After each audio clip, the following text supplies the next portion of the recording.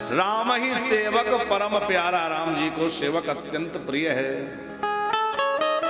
देवता सकुचा गए, भरत जी आगे बढ़ रहे हैं और भरत लाल जी जब श्री राम राम पुकार करके और सांस लेते हैं, राम राम कही ले ही उसासा।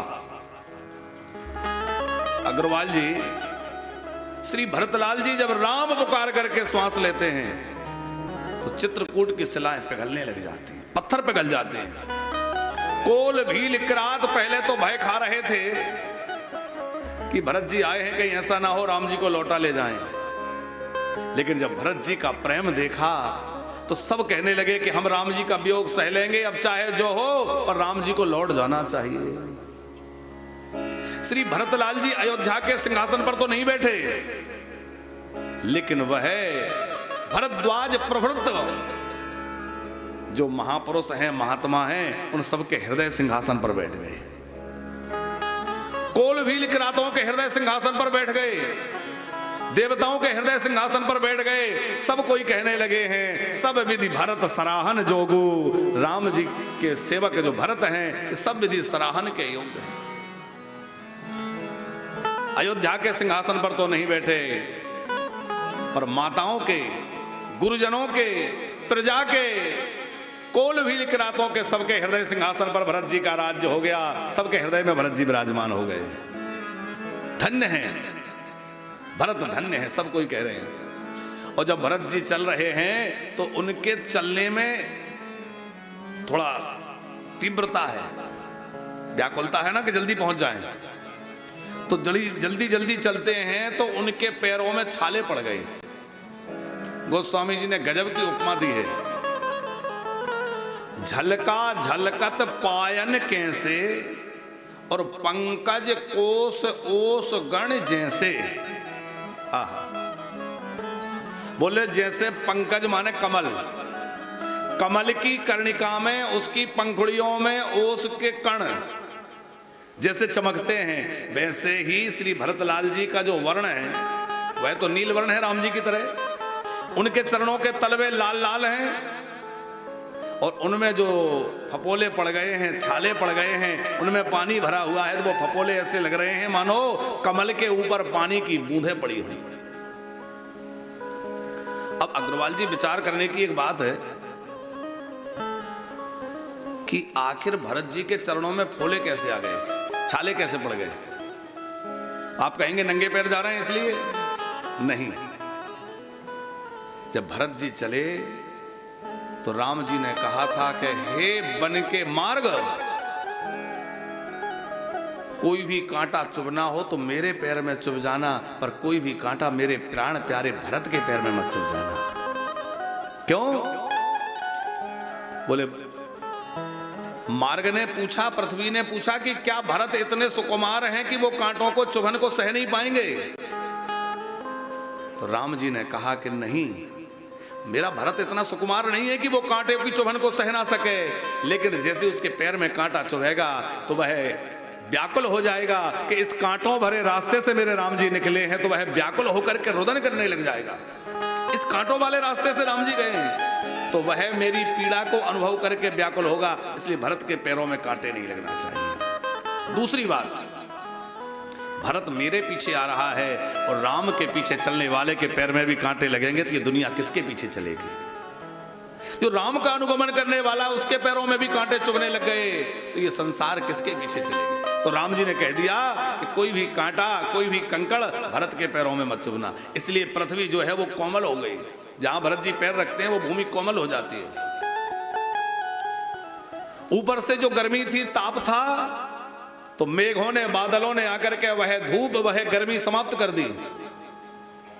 जैसा मार्ग भरत जी के लिए हो गया वैसा राम जी के लिए नहीं हुआ था।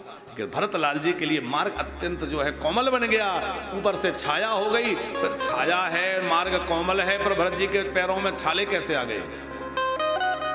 बोले राम ब्रह की अग्नि इतनी हृदय में धड़क रही है कि राम ब्रह की अग्नि से श्री भरतलाल जी के अंदर छाले आ गए।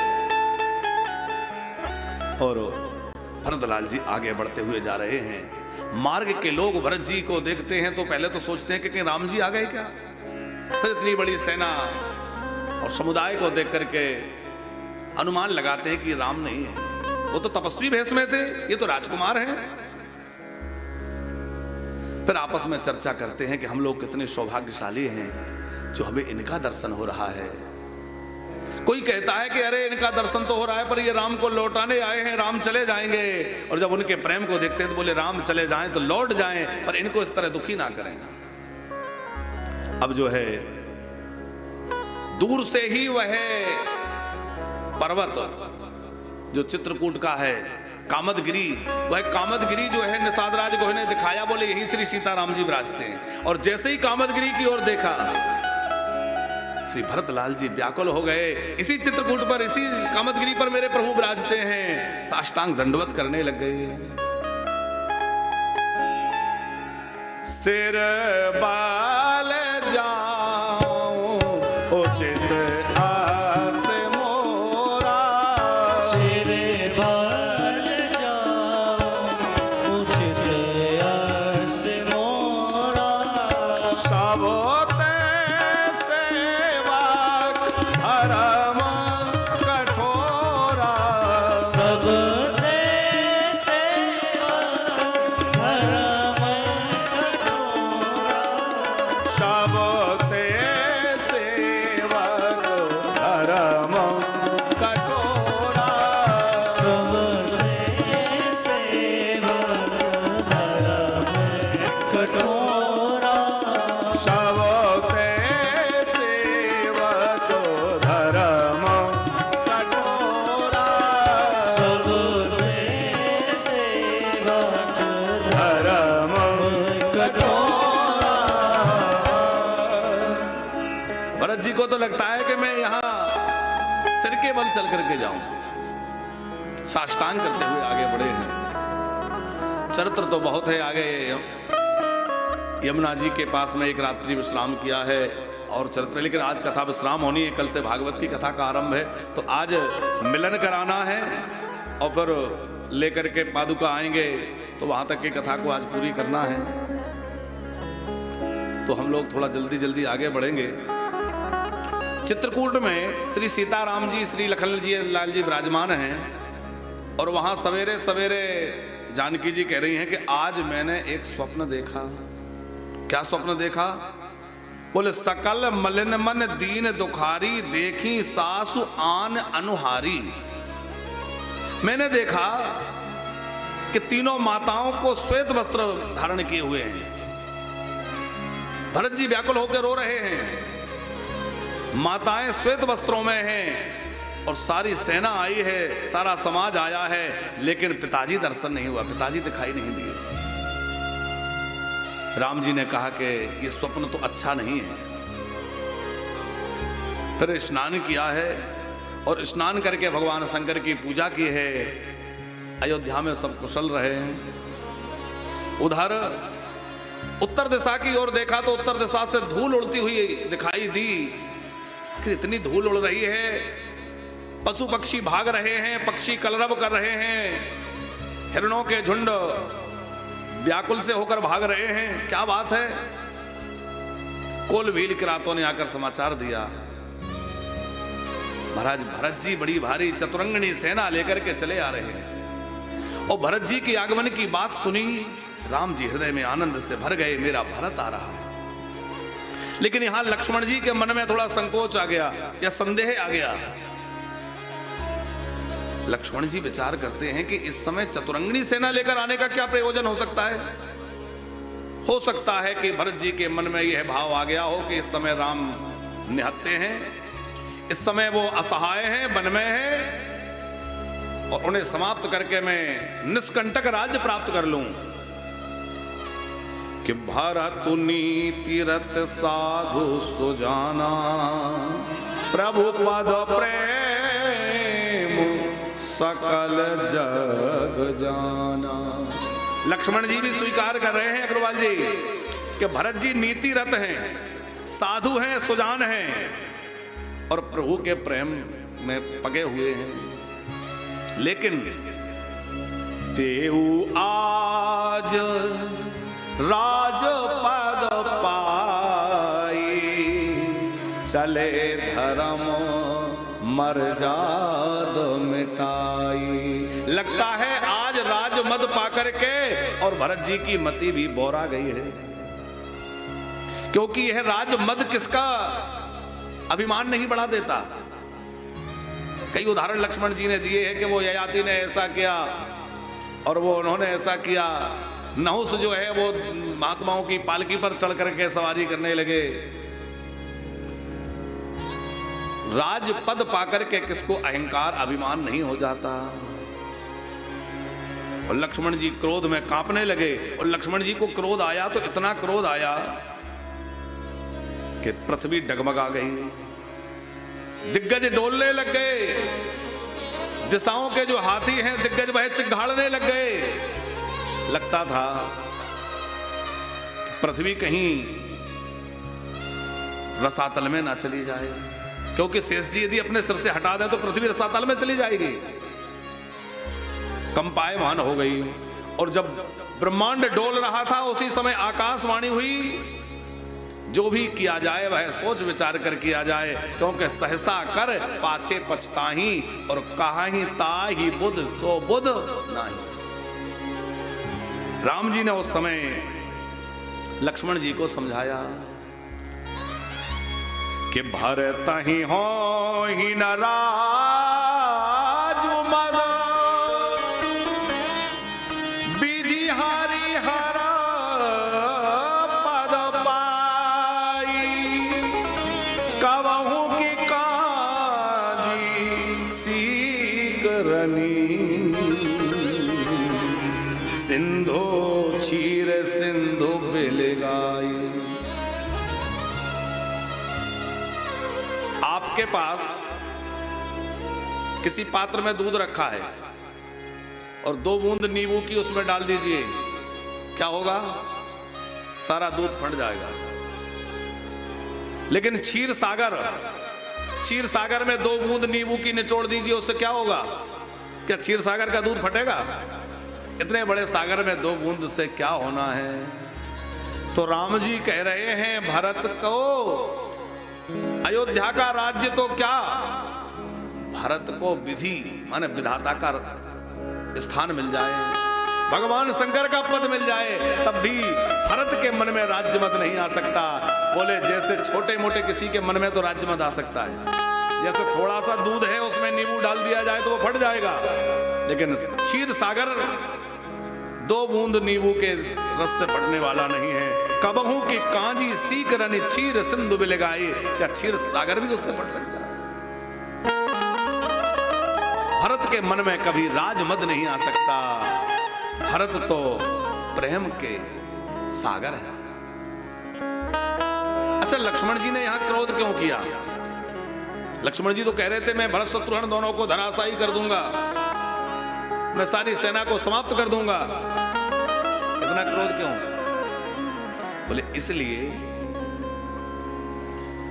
कि जहां जहां राम जी की कीर्ति प्रकट होनी होती है वहां लक्ष्मण जी पहले उठकर खड़े हो जाते हैं। आप पूरी रामचरितमानस को पढ़िए, तो जहां जहां राम जी की कीर्ति रूपी पताका फहराने वाली होती है वहां लक्ष्मण उठकर पहले ही खड़े हो जाते हैं। क्योंकि लक्ष्मण क्या है? रघुपति की रति बिमल पताका, दंड समान आयु जस। लक्ष्मण जी दंड है, राम जी की कीर्ति पताका है, और झंडा के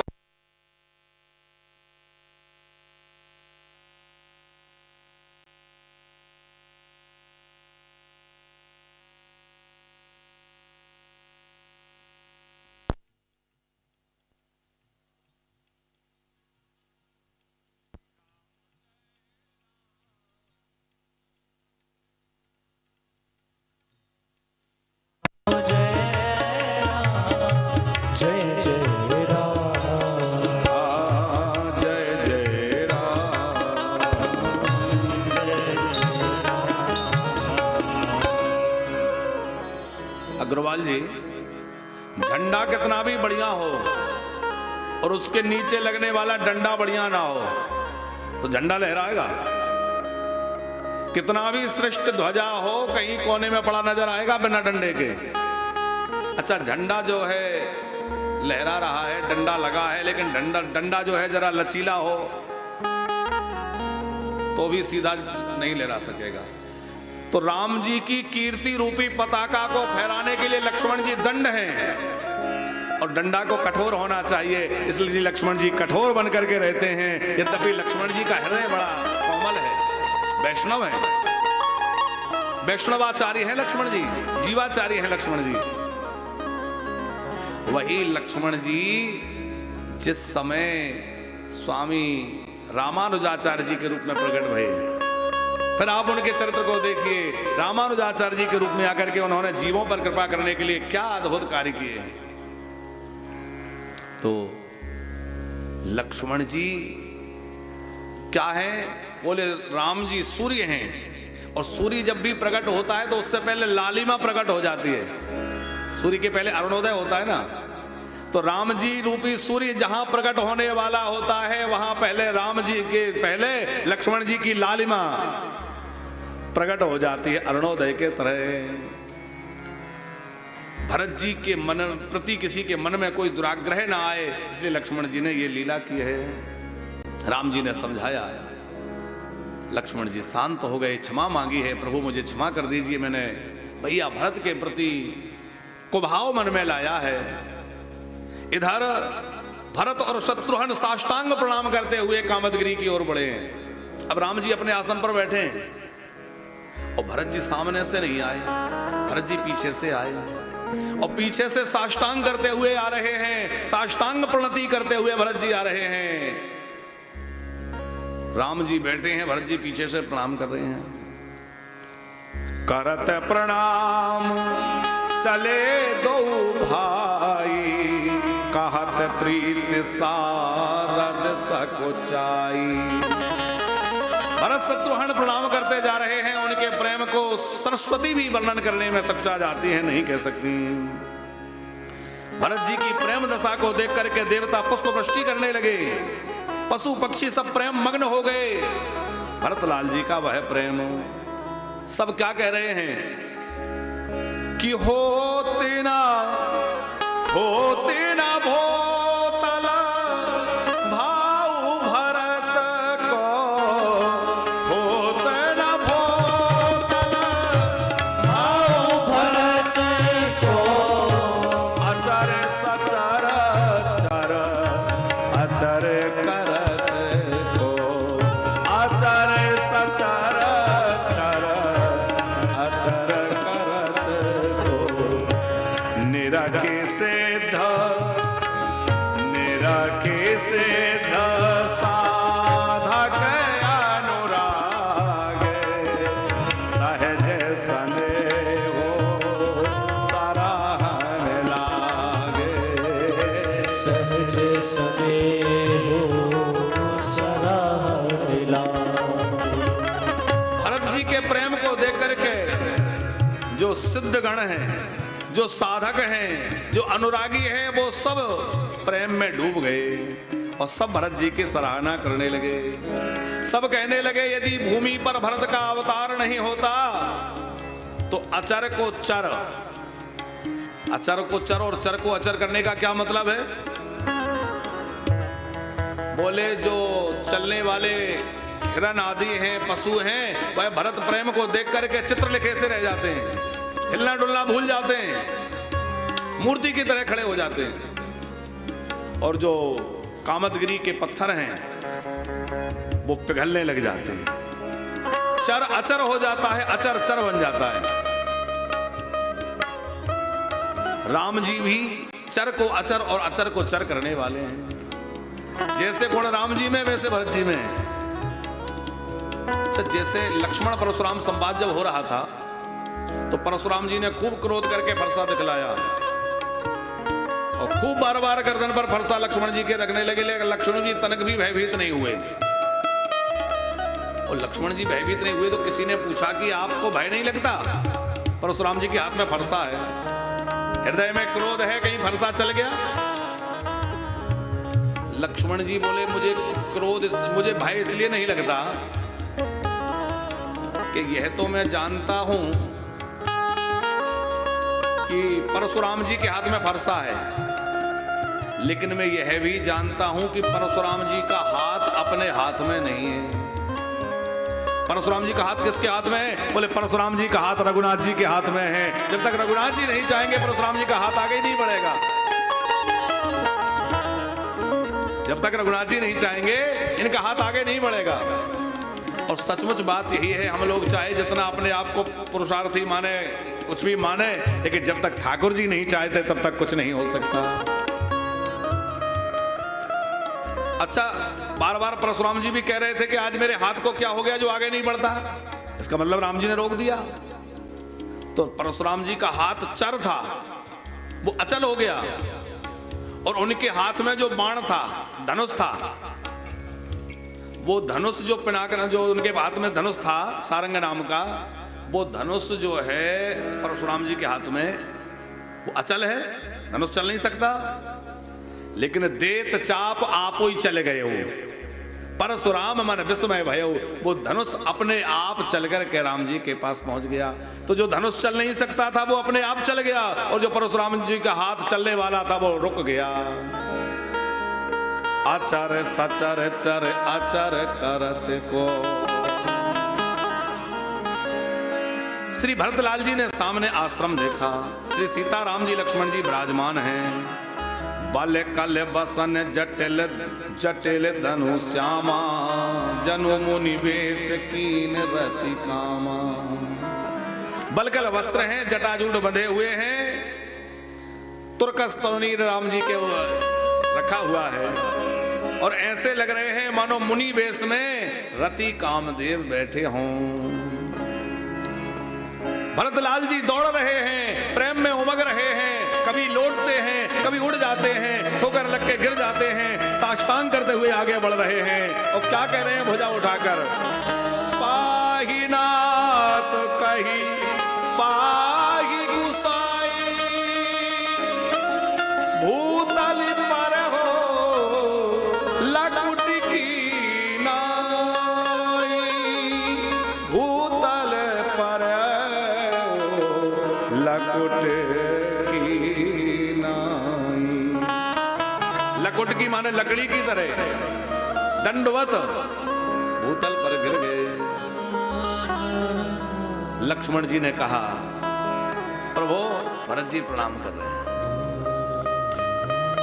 अग्रवाल जी, प्रणाम करने का नियम है, कभी भी किसी को भी पीछे से प्रणाम नहीं करना चाहिए, एकदम सामने से प्रणाम भी नहीं करना चाहिए। भगवान के मंदिर में कभी प्रणाम करने जाओ तो एकदम सामने से प्रणाम नहीं करना चाहिए। भगवान को अपने बाएं हाथ की ओर रख करके वहां से प्रणाम करें, पीछे से प्रणाम करना निषिद्ध है। सामने भगवान के देवता खड़े रहते हैं तो देवता भगवान की स्तुति करते रहते हैं, यदि हम सामने से प्रणाम करें तो उनके ओर पैर हो जाएंगे। यदि हम इस ओर दाहिनी ओर से जाते हैं तो वहां ऋषि मुनि खड़े होते हैं, तो हम भगवान को दाहना न करें, हमारे बाईं ओर भगवान भग रहे हैं तो वहां वो स्थान खाली है, वहां से हम प्रणाम करें। तो श्री भरतलाल जी तो ज्ञानी है, जानकार है, फिर वो पीछे से प्रणाम क्यों कर रहे हैं? वो इसलिए पीछे से प्रणाम कर रहे हैं, पहली बात तो उनके मन में संकोच है कि आखिर में अपना मुख राम के कैसे दिखलाऊं। संकोच में भरे हैं, मेरे कारण आज राम जी वनवास भोग रहे हैं, मेरे कारण कुछ सांतरी पर सो रहे हैं, कंदमूल फल आहार ले रहे हैं, मेरे कारण बन के दुख भोग रहे हैं, मैं कैसे मुख दिखलाऊं, इसलिए सामने नहीं आ रहे हैं। और जैसे ही लक्ष्मण जी ने कहा प्रभु भरत जी प्रणाम कर रहे हैं, और इतना सुनते ही राम जी उठे और उठ करके दौड़ पड़े और दौड़कर भरत जी को हृदय से लगा लिया, और राम और भरत का प्रगाढ़ मिलन हुआ है। बोलो भरतलाल जी महाराज की, अयोध्या नाथ की। भरत और प्रेम एक दूसरे को अपनी भुज पास में बांध लिए।